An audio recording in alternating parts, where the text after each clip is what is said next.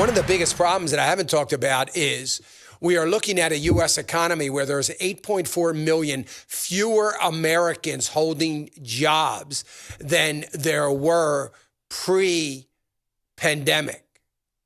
And there are many reasons, I'm sure, but one of them is most important. There is this fear.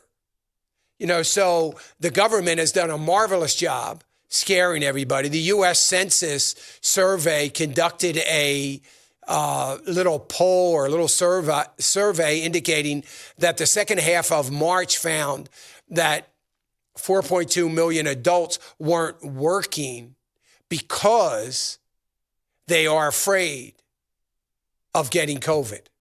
There are few people dying from COVID right now than die from the common flu.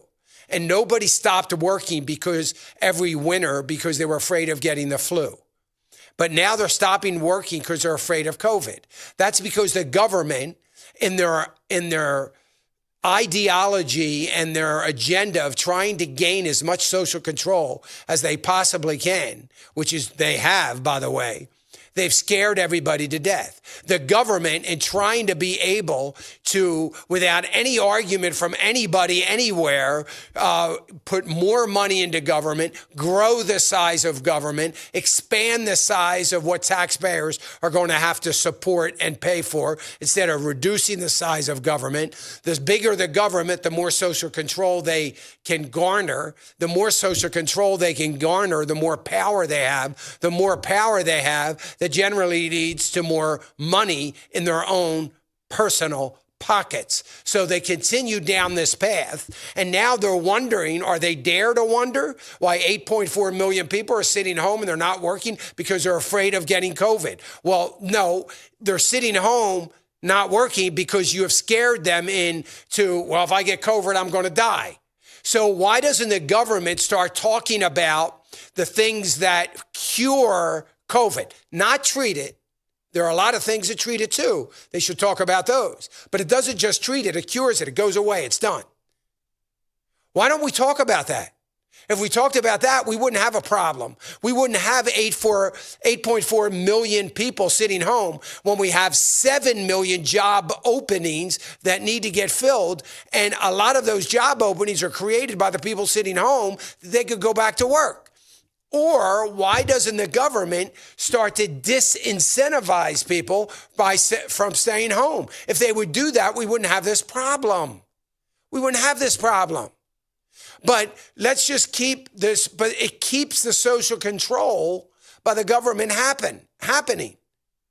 So let's keep scaring them. Let's give them more money. Let's increase their unemployment insurance. Let's add to this and add to that and keep helping them get by. Because now, not only we are achieving social control and fear, we are getting more and more people dependent upon government. And the more and more people we get dependent upon government, we can just float into the world of communism without any argument from anybody, because nobody's going to vote themselves out of the very thing that's sustaining them.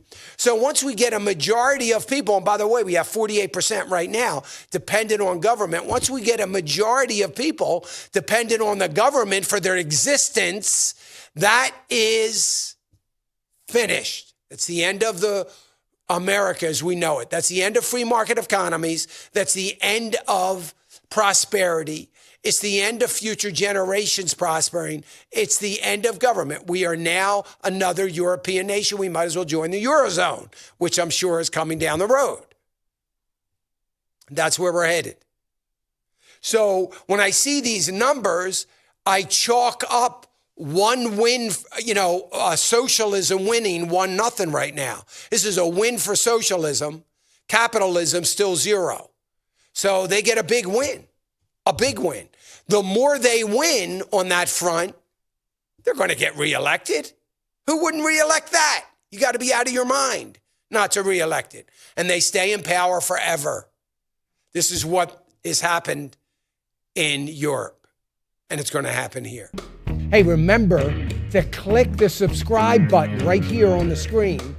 And don't forget to hit the notification bell so you'll be notified when new content is added.